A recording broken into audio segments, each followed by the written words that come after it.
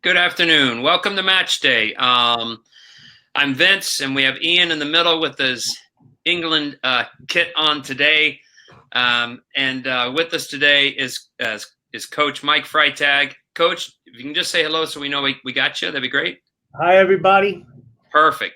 We got you. Thank you. And we're very excited to have Coach Freitag. For me, you're just coach, right? I mean, I always.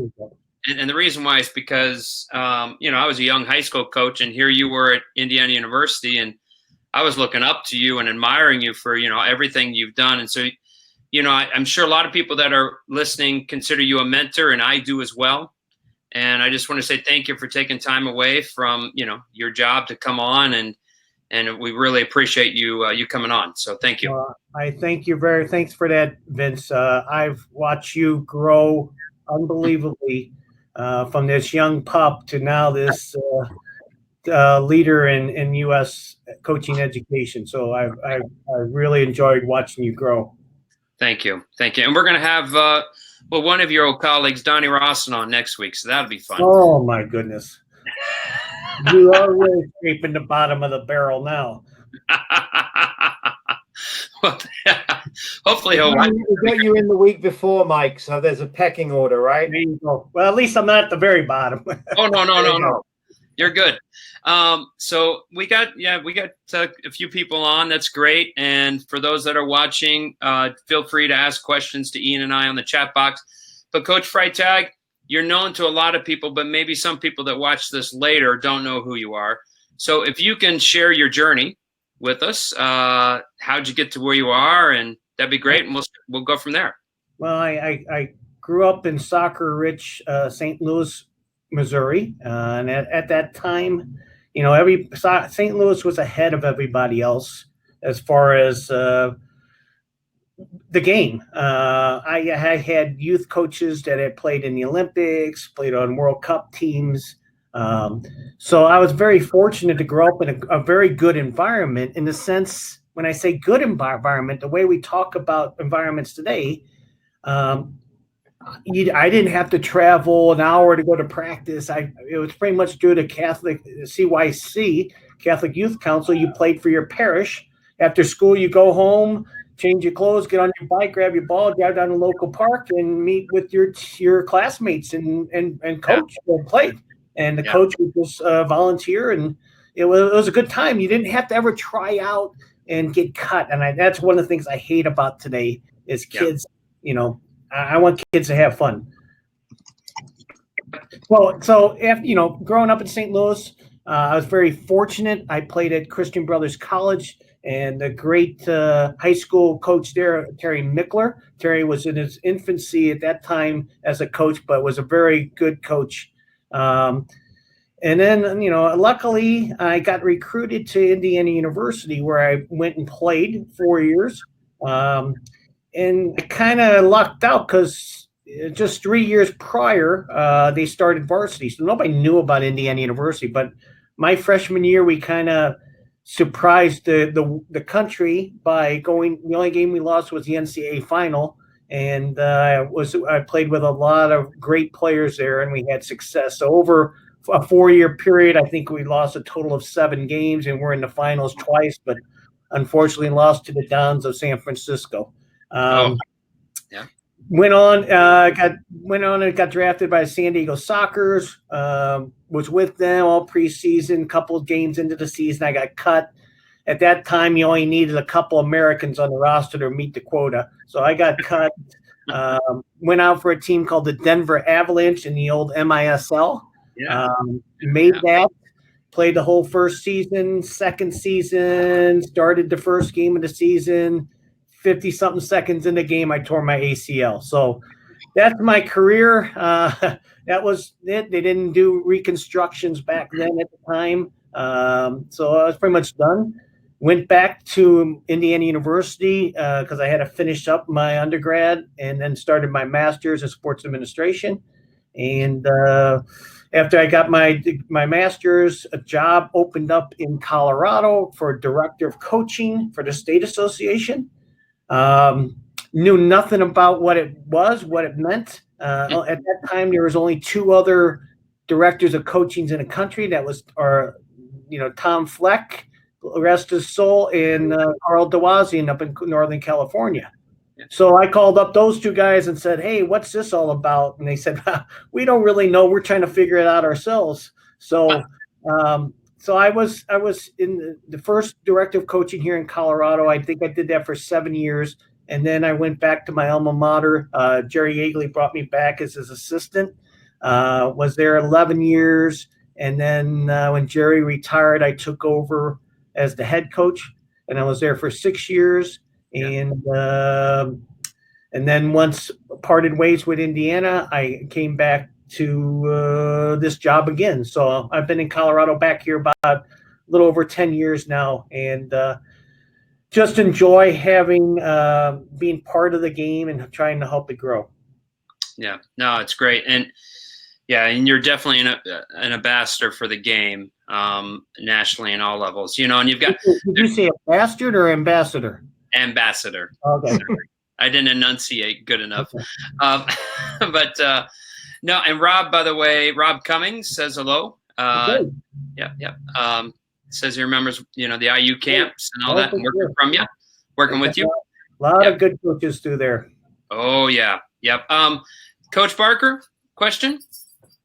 Yeah, I know you want to get onto some subjects, some fairly deeper subjects on coaching and philosophy and things, but just how are things in Colorado right now? Are you returning to play? Did you return and have to peel back? What's the current state there? Well, I was telling Vince right before we got on, we were supposed to have, we call our ODB program Colorado Select, and we were supposed to have our tryouts this weekend.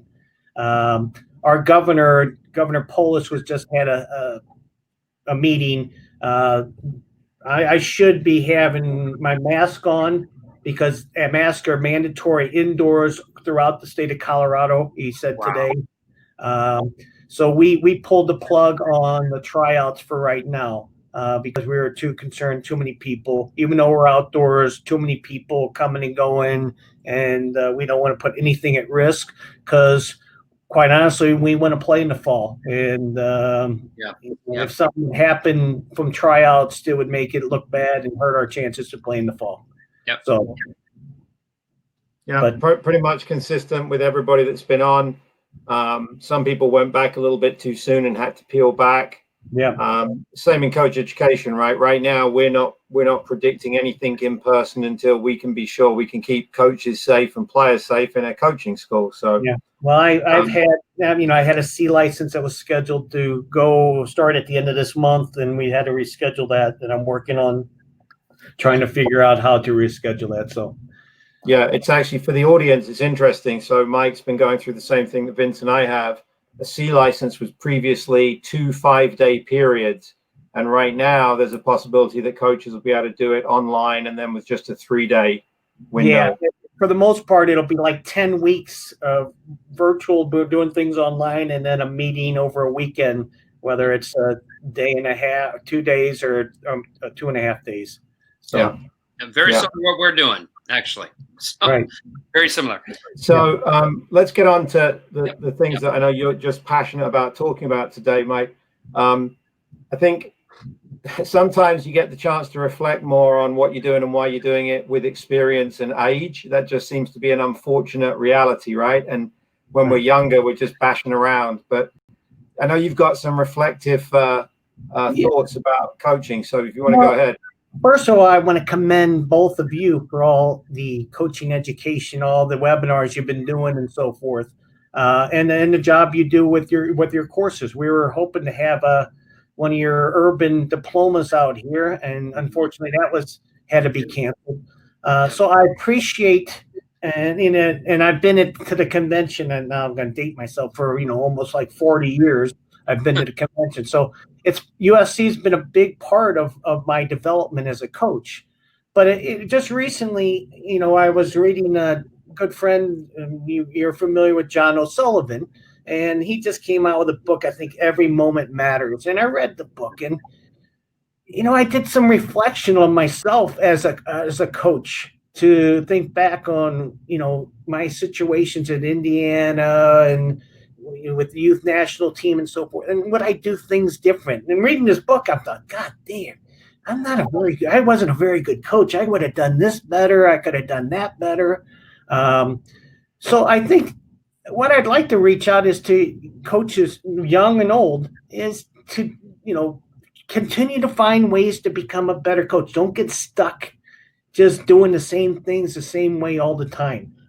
Your curriculum, the U.S. soccer grassroots curriculum that's come out, has opened my eyes and made me a better coach and made me think of things, how I could do things better. And so it's I think probably like I was talking to you earlier, reflection on yourself as a coach. I don't think I ever really concentrated on reflecting on how I did. Did I drive in the car ride home? Did I think, God, that activity could have went better, or I could have maybe done a better job of talking to so-and-so about that play because it got him upset, and so forth. So these are things, coaching, as we talk, it's not just running a practice or running a game. It's, as we said, dealing with players. And I'll give an example. I was in a clinic last night, and I had a player, and I noticed him the day before, kind of had a little bit of an attitude. And I just talked to him about, what I call sneak a peek, looking over your shoulder before you get the ball and know if you can turn. And and he didn't take it very well. And I tried to do it in a subtle way away from all the grub, but he kind of, I guess, was embarrassed that I not called him out, but made this recommendation to him. And I've been thinking about this kid all since that moment, because I'm going to see him tonight, how I can build him up, or maybe address the fact that maybe he has to be more coachable, or when people talk to you, they're not, pulling you down. So all of these things as a reflection, probably the most important thing, I did have the coaching education, but probably the most important thing for me has been studying coaches that I worked with, more so than studying books or educational theories and so forth.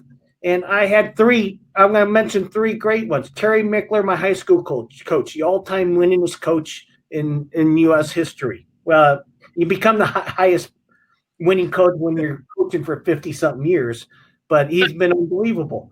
I was very fortunate while here in my first stint with CSA, with the ODP program. I became assistant coach at Roy Reese, and in '91 took the team to the under-17 championships in Italy, where, our first game of the tournament, we kicked off the tournament, we played Italy. Del Piero was on the team. We beat Italy.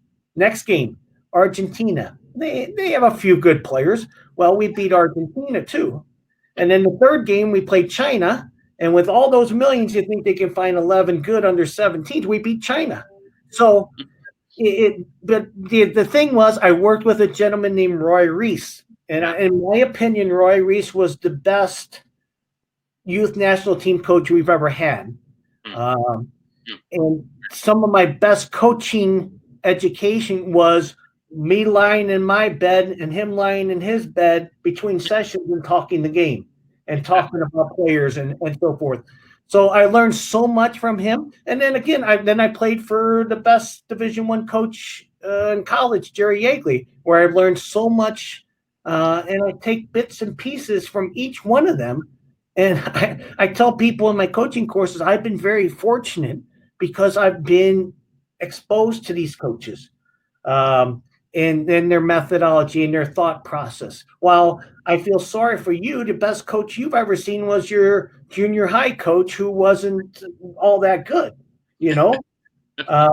So it's, now that I'm in a position of education, what I'm trying to do is just share some thoughts to these people so it's a better environment for the kids, so that they grow. And I, God bless all these coaches, because they're doing their best, but we still got, and I'm going to say something, because we recently teamed up with USC, because I feel there's some things missing in coaching education through the other platform, in the sense that I don't think there's some meat to it a little bit. It's a lot of theory, a lot of methodology, but I'm missing sometimes, for lack of better words, or probably a very good word, soccer. Yep.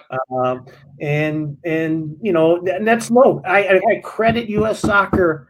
I think it's the best thing they've done is created the grassroots philosophy, because that was a group that we neglected, or has been neglected, at least from U.S. Soccer in the past. It's like, here's the balls, here's the cones, here's the pennies, go have a good season. And these people don't know what to do.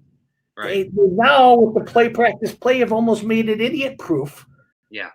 And hopefully we create a better environment for the kids. Yeah. So I got a couple of responses to some of the things you said there, Mike, because we got a lot of coaches that come in live that are grassroots coaches. We had a guy called Armin. He's here today. He's in Virginia coaching youth soccer, 14 and 19-year-old boys. And last week he had 9-year-old girls. That kid that you have that's been in your head the last couple of days that you're struggling with. Right. I think we realize, and this is clearly where you're at, is sometimes what we think we've said to them and what we think we've taught them is not what they've heard or what they've learned. Right. And that disconnect, and it's it comes down to communication, and then it doesn't have to be a foreign language or a different culture.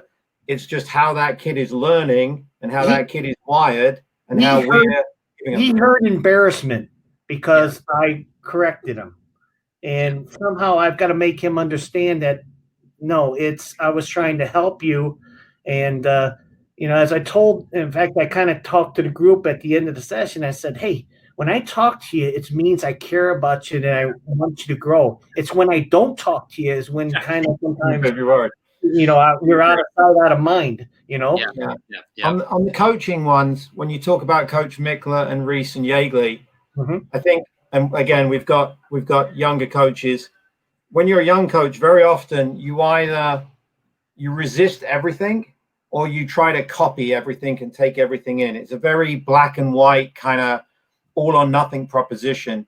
And as you get a little bit older, it's where you start saying, I like what Mike did. I see what Mike did, but that wouldn't work for me. So I'm going to take that bit of Mike, that bit of Coach Yeagley, that bit of Coach Vince, and create my own coaching identity.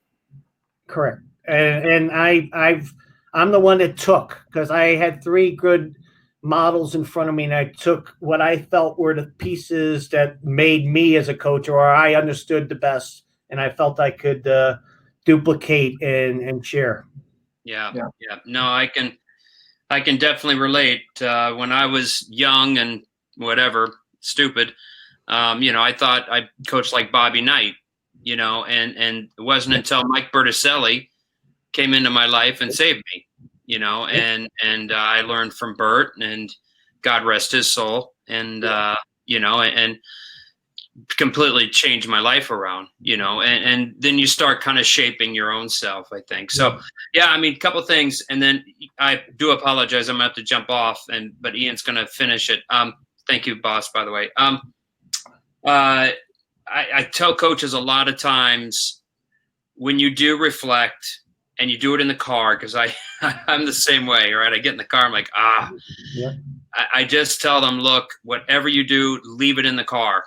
Because when you go in the house, your wife doesn't want to hear about it, right? Yeah. So, and you got especially bad if you've got kids and you're riding home in the car with your kid, and then you get to that dinner table could be really, really bad. Really tense. Yeah. And then, I appreciate your point about reflection, because last night I was working with, a high school team here in Indianapolis, and it was, I started to, there was one kid similar to what you talked about, right? He just kind of had an edge, looked like, and what I did with him, I just said, hey, I have a suggestion for you. Would you want to hear it? And, he's like, yeah, sure, coach. And I said, okay. And so we just talked. And then, but by the way, the young man that probably at first didn't like he might come back tonight and say, like, coach, thank you. You just don't know. Well, I try to go out of my way to, commend him when he did something well the rest of the practice. Yeah. To build his confidence back up. Yeah. I mean, Yeah. well, as we talk about, the other thing with this coronavirus or thing that's been good for me is one thing I lacked as a coach, and I think advice for young coaches is to read and read the books about coaching that can relate to coaching, because I've been very poor my whole life. Like I said, I just studied these gentlemen or people I worked with and never really read about coaching or anything else. Yeah. So your webinars, I always take away something from them. Thank you. I was listening to Ian this morning. I think there was one of the activities. Defending in midfield. I think it was this morning to watch. Yeah. And if you're really serious about coaching, you need to become a junkie like you were as a player, and pick the brains, and again, become your own coach, but learn from other people as well. And whether it's books or videos or whatever, keep on becoming a better coach. Yeah, thank you. So Mike, I'm going to practice some of my coaching skills. I'm going to give you the challenge, and then I'm not going to ask you to respond right away. I'm going to give you a chance to compose yourself. But the question we often get asked is, what advice would the currently 36-year-old Mike Freitag give the 20-year-old Mike Freitag, or what would the Mike Freitag today give the young coach Mike Freitag? But before you answer that, if you're willing to, Robin made a point that he's finding players need a little bit more sensitivity today than maybe yesteryear. And I agree with that, Rob. And I think that can be a challenge for all of us as older coaches. But what I would say is, back in the old days, I think it was pretty much we discarded them and we kept them. There was very little in between. Yeah. So we built great teams, we won games, but we didn't really pay attention to the kids that were on the bench or the kids we cut. And I think what is good today is, maybe society and culture requires it, but I also think it makes us better coaches, because it's pretty easy to, in Coach Freitag's case, to coach the Brian Maisnovs and the Todd Yeagleys and the Mike Clarks. That's not coaching. Because they're the top guys. They know. But it's those two or three that you have to bring in to support them, the two or three that never get in, and then the other 8 or 9 that you have in your training pool. And I know it's a drag for all of us when that kid who's 26th in the depth chart comes in, but he deserves your time and effort because he's contributing and he's giving. So it's a different time, but I actually think it's a better time for coaches to be expanding their skills. So that's a thought. All so right. Mike, what would you tell fresh-faced Mike Freitag, 20 years, 30 years in the past? What would you tell him? I would be more open to different ways of coaching and different ideas. I think I just followed the leads I had before me as a player, and didn't really explore other avenues of coaching or different ideas. I think I was set in my ways. When I got to Indiana, it was the Indiana way. And that's I'm going to go give an example, because at the time, we play those Badgers that you used to coach with, and but we were pretty much, well, one thing, we were good defensively and usually had somebody special that could score. We didn't give up goals, and then we had somebody special like an Angelo Di Bernardo or Armando Betancourt that would score goals. My good friend and fellow my colleague Caleb Porter, I give him a heck of a lot of credit, because when he was offered the Akron job, he was my assistant at the time, and he said, "No, I'm not ready. I can't go." Well, he went, and I told him, "You got to call him back, say you're taking it." And he took the job, and he created the one Akron team he had may have been the best college team I've ever seen. But what he did, Caleb took the things he learned at Indiana, which again was individual and team defending, which was probably better than most of our opponents. But then he went and attacked the offensive side. And he'd go watch Real Madrid, Barcelona, and everything, and the things they did offensively. And like I said, I thought he created probably maybe the best college team ever with one of his teams at Akron. So these if I was going back when I was younger, I would have explored and tried to find more. But sometimes in the college game, you're so busy, you don't find time to do that. Yeah. You're worrying about your team. Hey, Coach Freitag, I just want to say thank you. I apologize. I have to jump off, but Ian will finish it up, and thank everybody for joining. God bless you, Coach. Vince, You're amazing. I sincerely thank you for all the hard work you do for the game. I appreciate it. Thank you, Coach. Thanks. Yeah, it's back to the Caleb thing.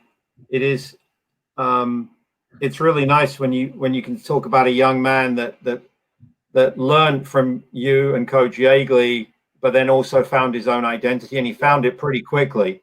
Once he went to Akron, he took off. But it's also interesting because people have seen Caleb on television and they can see that personality. But also there was a humility there where he actually said to you, I don't think I'm ready to go. Oh yeah.